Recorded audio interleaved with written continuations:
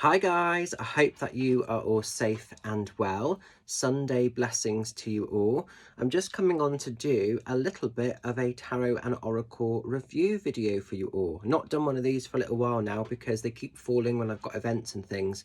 But I have some free time today, so I wanted to show you a brand new cheeky deck.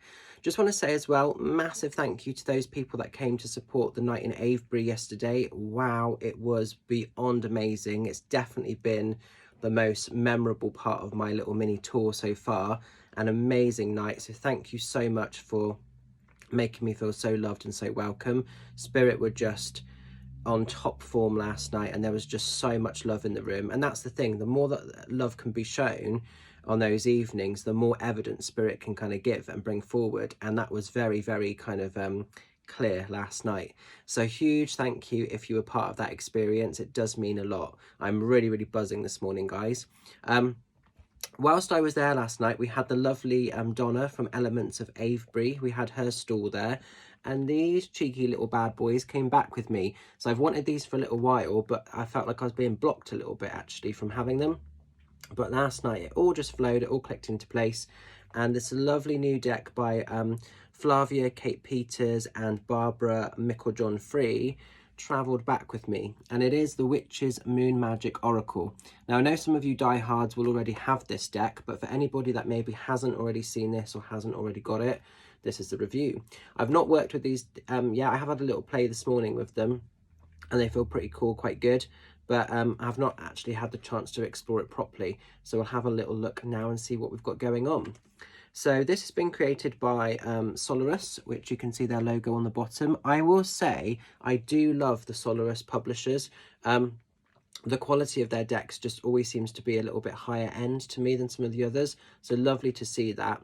So this is a 48 kind of card deck. I love the box. We've got examples of the cards and then a little bit of information, and it just says here, does the allure of the soft pale light of the moon stir the magic within your heart? These cards will reveal ancient witches' wisdom and empowering potential of the moon's influence on ritual, magic and spellcasting. From traditional moon phases to rarer moon occurrences, this deck illuminates the source of your inner magic and highlights the path you are to take. And then it's just got kind of key points, which I like the fact they put these key points on the bottom. So there's a 48 card deck, key focus words, a detailed guidebook, unique spreads, easy to remember and repeat incantations, a detailed reading, easy to understand rituals and more. So you get a lot in here. It's not just the cards, you get a lot of extra stuff with that. So let's open these bad boys up and take a little look inside. So love the back of these cards. Beautiful, beautiful imagery there.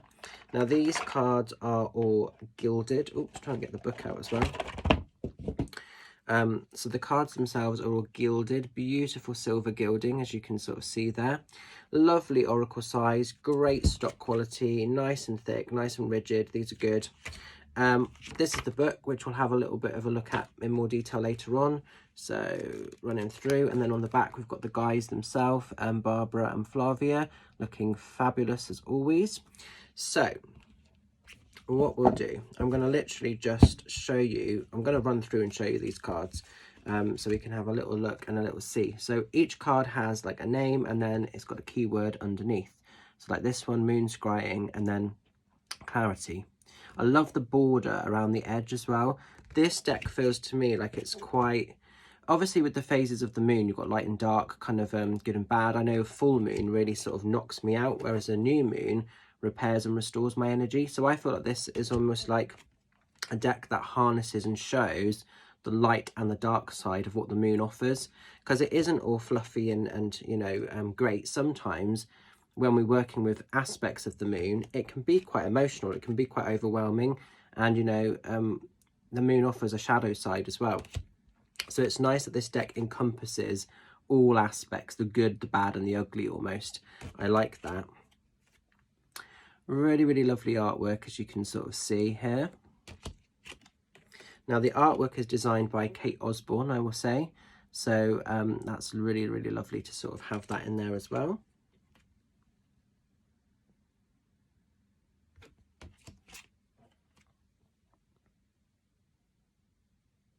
And I like the fact, even though there's a lot of feminine energy, there's one or two that embrace the masculine as well. So that's really lovely to sort of see and to have. Quite important, really.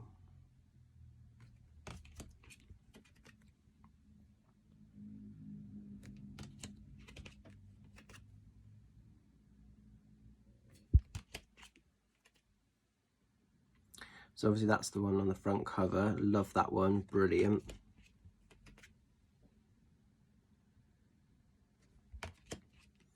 I just think, like with all of their decks, they're very mystical, they're very powerful in their own way. You could use these as well, not just like sort of for doing readings, you could do these for spell casting, you could use these on your kind of altar if you want to honour the changes of the moon sort of cycles. They could be used in that way. So many benefits, so many uses. Really, really cool deck, this one.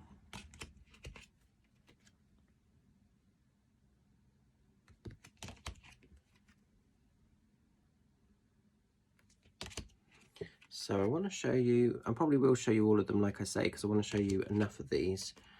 That one's really cool. I really like that one.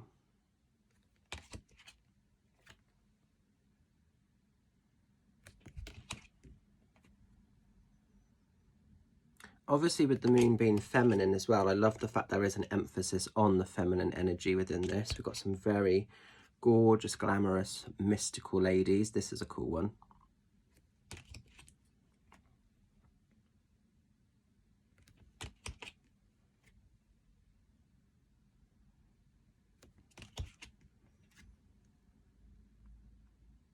I also love like all the creatures and everything, like the butterflies, the different animals that they've incorporated in. Just a really detailed deck. So one of these, I haven't obviously had a chance to properly, like I say, work with these, but it looks to be one of those decks that the more you look at, the more you kind of see and pick out and sort of take from them. So that's pretty powerful stuff as well.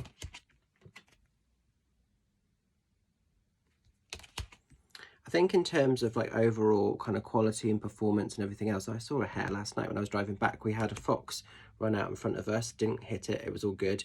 And then 2 seconds later, I had a hare. So that was quite interesting.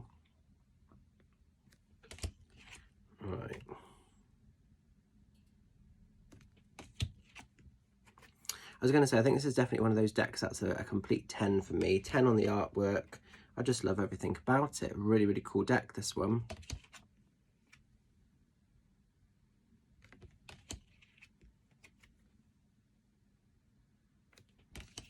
Oops.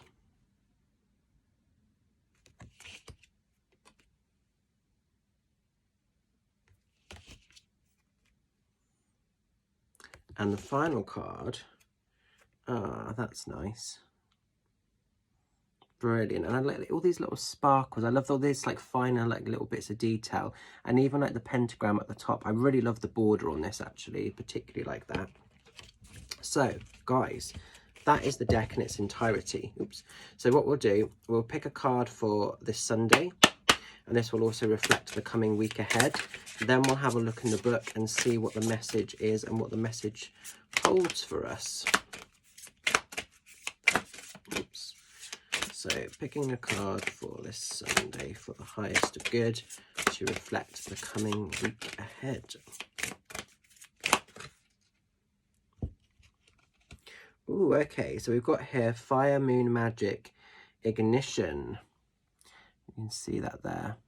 This is really interesting. The last few days, I keep seeing crow's feathers everywhere, but not just like one. I've like had it was yesterday, lunchtime in the garden, I had 3 crow feathers like lined up, and they almost made like a sort of triangle shape.